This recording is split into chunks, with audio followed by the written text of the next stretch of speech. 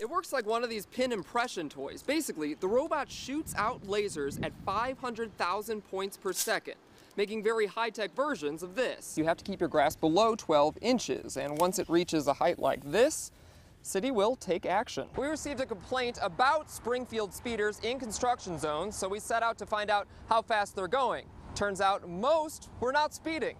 Many car thefts happen simply because it's just so easy, but it's just a sign that 2 years later, Seneca is not the town it once was. If green means go and red means stop, then orange means slow down. What is the speed limit going through the construction zone? I believe it was 45. Probably like 50 or 55. I would guess that it's 45 just because it's a construction zone. If Springfield drivers think it's a lower speed limit, are they driving slower? Come on, you look like a speeder. 62, 59. Is that a tempo? I didn't know they could go that fast. At the 60-65 interchange, we clocked most drivers going around 60. 55, but it sure looked fast. Well, most. 68. Go minivan. Thing is, 60 is the speed limit. Well, they're not speeding. Don't let these signs fool you.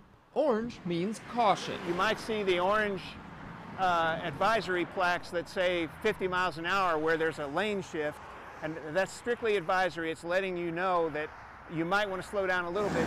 The speed limit does drop sometimes, like when there's a lane closed. Then during the day, there are no lanes closed, but if workers are in the median working without the protection of these concrete barriers, then we'll drop the speed limit to 50. According to MoDOT, you'll know when the limit drops.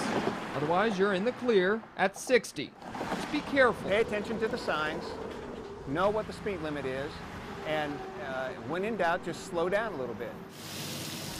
I heard sounds like they were taking trash out, like metal or something. Neighbor Cheryl Osborne was the first to call 911, fearing for her neighbor's safety and her own. I honestly wondered, because what's that, 10 feet, 12 feet, you know, from my house. Neighbor Karen Brown called shortly after. There were flames shooting out of the top window, out of the front window. The mom was out in the front yard just screaming that her children were still upstairs. A man and woman on the first floor got out. The woman's 3 children, all under 10 years old, were on the second floor, along with their grandfather. The house was too engulfed. If he'd have gone in, he'd have gotten hurt, you know. When fire crews arrived, they went into rescue mode, pulling the kids and their grandfather from the burning home. Shortly after, 2 of the children died. You hate to hear any type of fatality, but then when there's potentially 3 children involved, it really hits home. That could be us, you know. I felt as a mother, you know, my heart is out to her. I don't know what I would do. Fire officials and police spent the day trying to determine the cause of the fire, calling it suspicious. There was some physical evidence that the responding fire people saw that they thought that everybody needed to take a really long, hard look at. With the investigation still ongoing, neighbors are left waiting for answers. My child's going to school saying that 2 children went to heaven, you know, so it hits home. Just, I hope it stays away from the house. That's, you know, that was my big concern, is just staying away from the house. Nathan Vertz says he never knew Nixa was a hot spot for sinkholes. Nobody tells you that when there's not one in your front yard. But he's only been living here for 2 years. I had no idea, honestly. In 2006, this hole swallowed a home, and it's only a block away from the Vertz. And it's not unusual to find sinkholes.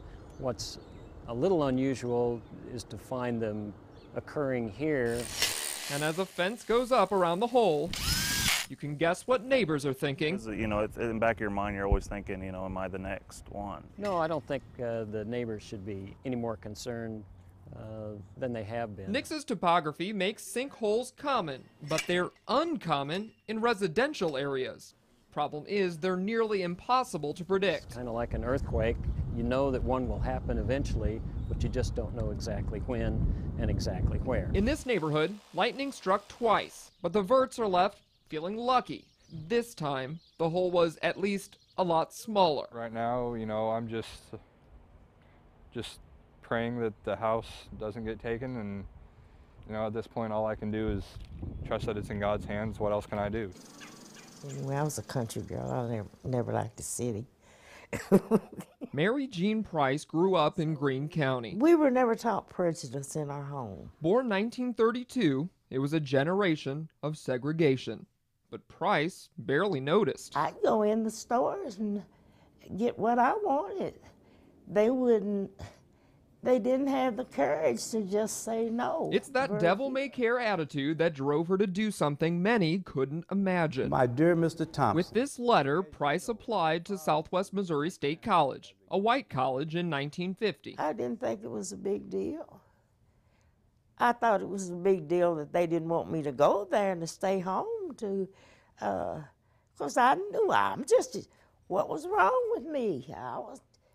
I went to school and everything. I just wanted to go to college. Price graduated salutatorian from Springfield's Lincoln High School. My parents are not well-to-do. And they couldn't afford to send her to the state's black college, Lincoln University. It would have been a strain on them, so it seemed foolish to just go away. If through my admission I may in some measure help other members of my race who live in this section directly to benefit from the educational advantages which exist in your college, I should be very proud.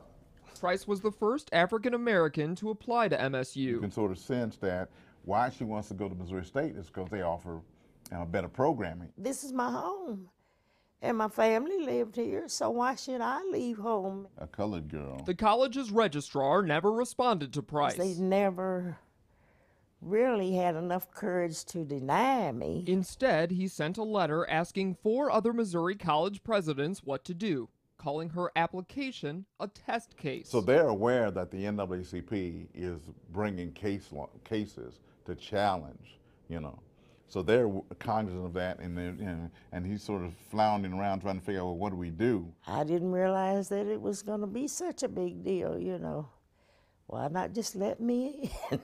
Price wasn't admitted. Instead, she worked a few years as an elevator operator in Springfield, then married and settled down. It means a lot as far as me identifying with my mother in a whole different aspect, that maybe she lost her ambitions because of this. Well, it did squash my ambition all the way, because I was just crushed because I couldn't go to school. It's not a topic she likes to talk about. Dean Dawson. It wasn't until her son Terry discovered the letter that he fully knew the story. It was heart-wrenching. I was blown away, to be able to actually touch and feel this piece of history. And it's a piece of my history, a piece of our history that has been a mystery for a long time. A story that still hurts 60 years later. But a story the Price family says needs to be told. Because no one should be denied an education. No one. Yours very respectfully, Mary Jane Price.